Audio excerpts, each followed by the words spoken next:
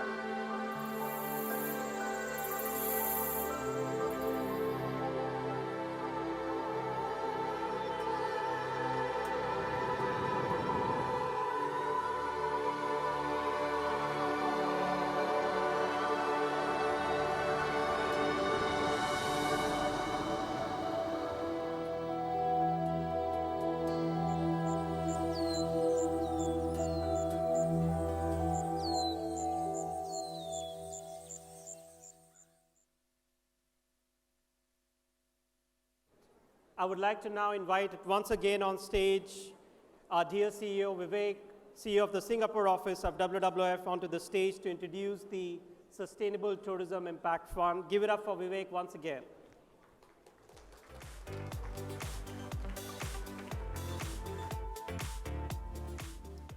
Thank you very much, Kamal. This is amazing. So, as you know, it is always a difficult call when we are working with a partner. And the reason it is so is because we want to be very focused on the impact that we will ultimately create on the ground. And therefore, we have a very systematic process of working with partners who are with us for the longer term and who are very clear that they want to create change and they want to make things better on the ground. And I'm so glad to say that with Agoda, we have been working with 4 years now. And there's such an amazing partnership, as you saw on the screen, that working with Agoda here in Singapore, we are able to protect and conserve wildlife and biodiversity across 12 countries in Asia. So really, thank you, Agoda, for doing that together with us.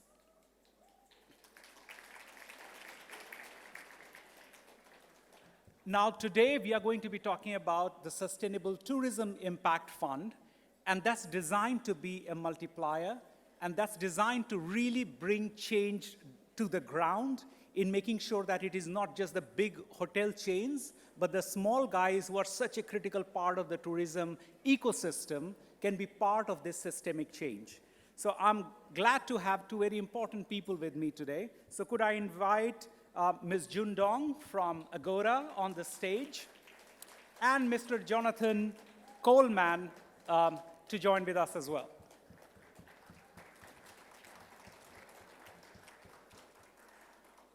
Jun Dong is the Regional Vice President at Agoda, and she brings extensive experience in brand innovation, marketing, and commercial operations. Jonathan is the co-CEO of the UnTours Foundation, which supports entrepreneurs through creative financing solutions that embed environmental and community impact into their business model. So glad to have both of you here.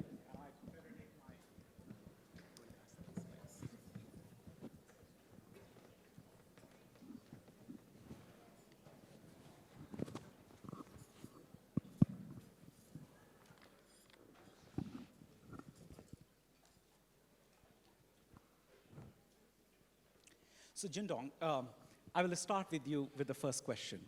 How does Agoda's involvement in the Sustainable Tourism Impact Fund enhance its position in driving sustainability in the tourism industry? And what are the best practices that you are looking to promote through this Sustainable Tourism Impact Fund? Thank you, Vivek.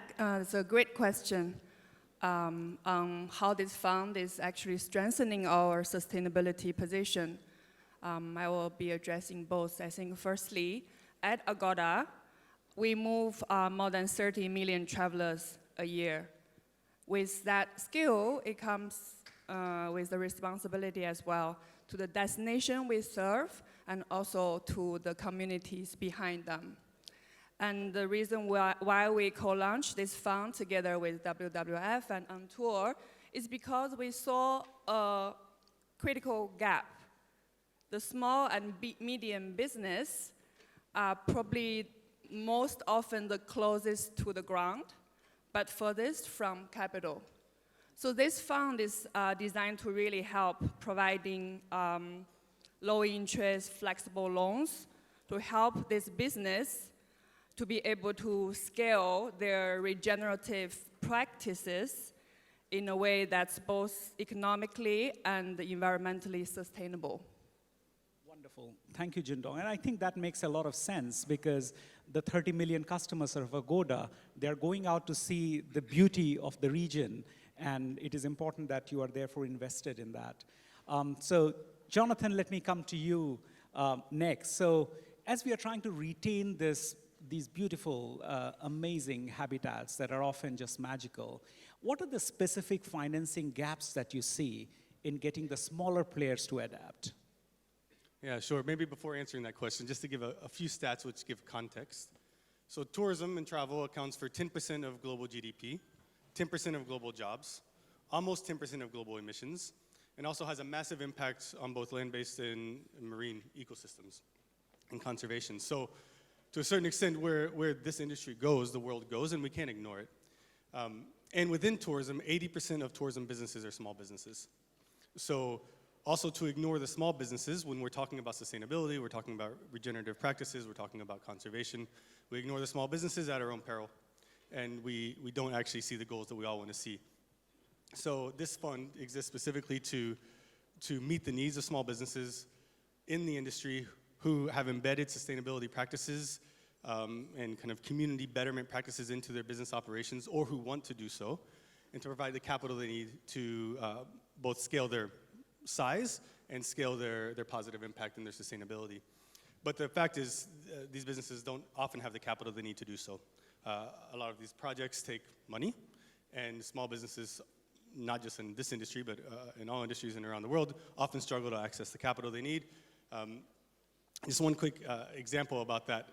I just read last week, there was an article speaking of Radisson Hotel Group, large global hotel chain, that launched their first 2 net zero hotels, which is great, right? Net zero hotels, Radisson, we're proud of that. They have a pipeline of more net zero hotels that are ready to be built, and they can't find the capital to do so. So there's a financing gap for Radisson, with all their finance experts, with all of their collateral, with all of the tools they have at their disposal. They can't get the capital they need to embed the sustainability practices and launch these sustainability projects. So imagine the small businesses, they don't have the collateral, they don't have the expertise, they don't have the connections in order to do so. So the Sustainable Tourism Impact Fund exists specifically to bridge that gap, to get money on the ground at the front lines of the fight against climate change, the fight for conservation, into the hands of the entrepreneurs who are from the communities, rose up from the communities, and therefore best represent the opportunity to solve the problem. Fantastic. So how is the Sustainable Tourism Impact Fund structured, and how does the mechanism work? How does one access this fund? Yeah, so basically it's structured as a revolving low-interest loan fund.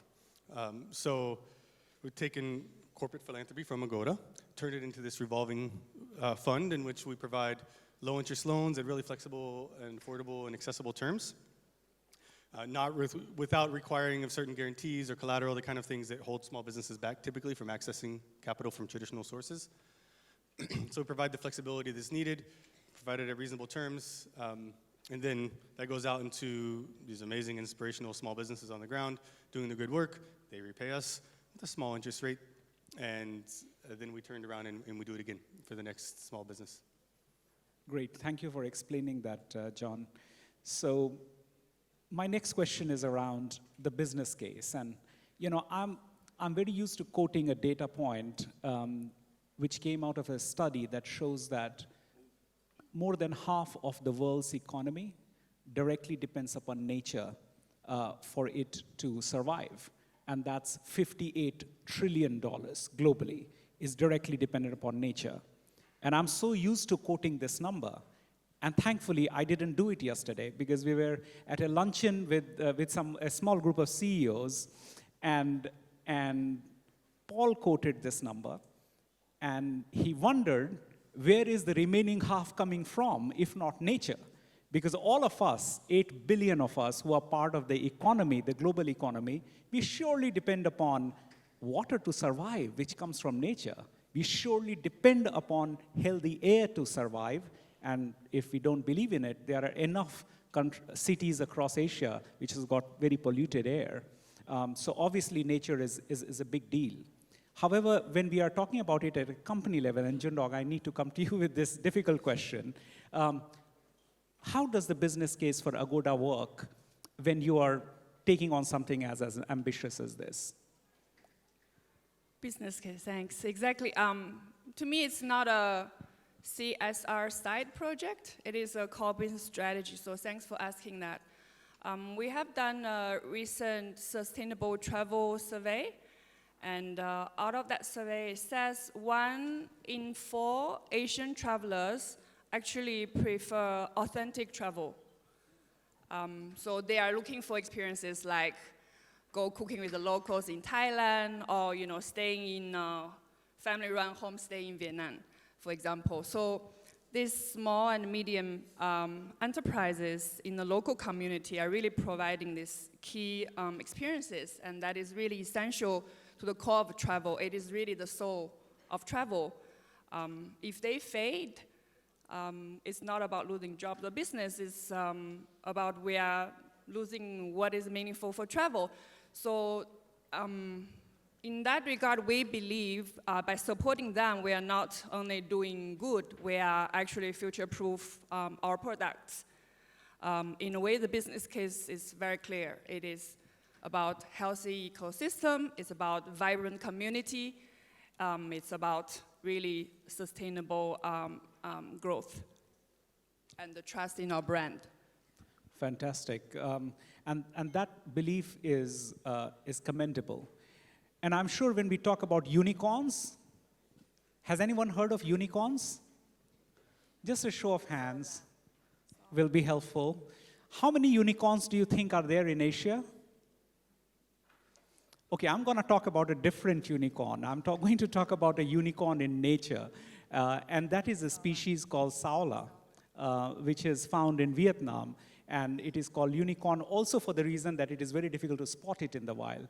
And yet, it is so severely threatened because of the reasons that either they are hunted or and so on and so forth, or their habitats are shrinking. And working with Agoda, that's one of the species in Vietnam that we have been working for the last 3 years to protect, and therefore something that adds value to the place when tourists visit that. So that's amazing. Absolutely. I'm going to come to Jonathan for the next question. So I remember we launched the Sustainable Tourism Impact Fund at the ASEAN Tourism Ministers Forum. How has been the take-up so far, John, and is there any example that you'd like to share of any of those applicants? Sure. Well, we are weeks away from making our first investment, our first loan out of the fund. This is a company based in Thailand called Local Alike, and they work with over 200 communities around the country, work alongside them to develop tourism products and then bring the travelers to them. So these are sustainable, regenerative products that have bubbled up from within the community. So they are, by nature, kind of have their best focus, best heart of the community into how they're created. And now they're bringing the tourists there, so we're helping them to make a scale up. And we have a few others just coming behind them in the pipeline, one from Indonesia, one from the Philippines. So we're trying to have a regional approach, and again, targeting these businesses that have direct on-the-ground impact. And just a few kind of examples of a more global effort that's not necessarily part of this specific project with Agoda and World Wildlife Fund, but just to give some examples of things that have actually happened that are similar. There's a safari transport company in Mombasa, Kenya, that had a fleet of vehicles. They're looking to make their fleet more climate friendly, so we're able to finance the first 2 hybrid vehicles. So now the electric vehicles the infrastructure is not quite there for that yet in Kenya, but they can move into hybrid vehicles and have a more climate friendly fleet for this locally owned and operated transport company. Likewise, in the Ecuadorian Amazon, we funded an eco-lodge that's owned by the indigenous communities there. The lodge was created to provide income, alternative income, to what were the options there previously, which was basically illegal logging. So we're restoring the Amazon, keeping it from being cut down, allowing the indigenous communities to find ways to feed their kids without having to do things that are harming their own communities and their own environment. So this is a few examples of what we have building, but we're just getting going on the fund here. Fantastic. So I'm gonna, in the interest of time, I'll have one question each for the two of you, and I'm gonna zoom out a bit and bring the conversation to a bit more macro level. So Jundong, my question to you will be, taking an industry view, what role does the tourism industry play, or what role can it play in promoting climate action? Yeah, I think tourism is vulnerable to and also responsible for climate change. We are in a stage we want to really call for a shift from extractive to regenerative travel. In Agoda, we are doing it in kind of a dual approach. Internally, we're aligned with the Booking Holdings net zero plan. So our science-based climate target is already SBTi approved. And externally, we are building tools for travelers and our partners to really make better and more informed choices, including displaying the sustainability certification information for accommodations, to showing flight emissions, and also using our platform and channel to really promote responsible travel behaviors. Wonderful. Thanks, Jundong. So let me come to you, Jonathan, for my last question. Again, if we take out the financial assistance part, so the Sustainable Tourism Impact Fund put together by Agoda, WWF, and Untours is a great start.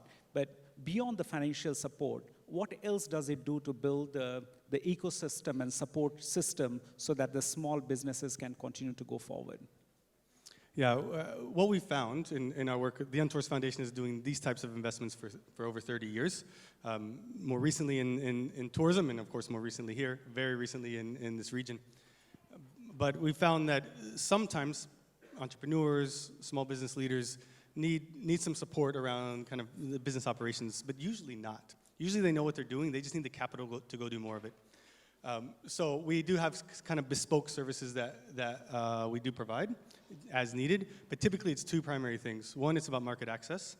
So of course, when we bring to the table a partner like Agoda and help Agoda go to the ground level in these communities, we can then help to bring these small businesses to the Agoda platform as well, just as an example. So we're always trying to make these market connections through the networks that we have, the privilege that we have in kind of sitting at these higher level tables and with those relationships. And also bringing the kind of rigor around measurement and management when it comes to sustainability and positive impact that sometimes these small businesses haven't had the expertise in. And so just a quick background, Untours Foundation was born out of a travel company called Untours. We now own that travel company. It's a very small company. But part of our history is that we're the world's first ever certified B Corporation. So we have a deep history in that movement, a deep history in the kind of good business movement. We're based in the US there, but also globally. So we offer, for example, services and advice for how to go on and become certified as a B Corporation, which brings rigor to their impact efforts, but it also brings market because customers are looking for those certifications, whether it's B Corp or others. And so we help them with that process.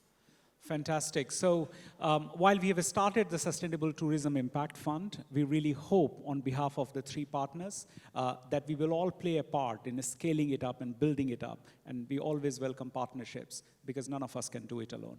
Please join me in thanking Jundong and thanking Jonathan for joining us today. Thank you. Thanks a lot, Vivek.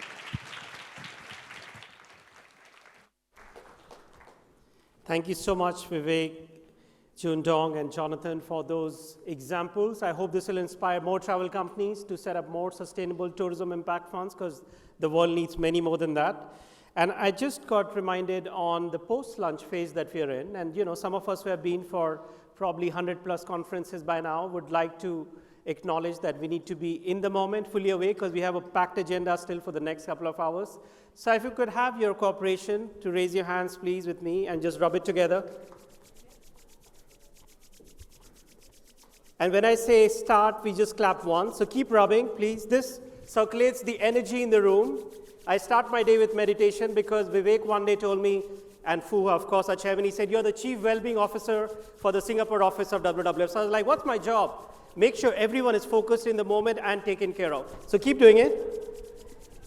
And on a count of 1, 2, 3, we'll clap once. 1, 2, 3. Thank you. I hope you're in the moment.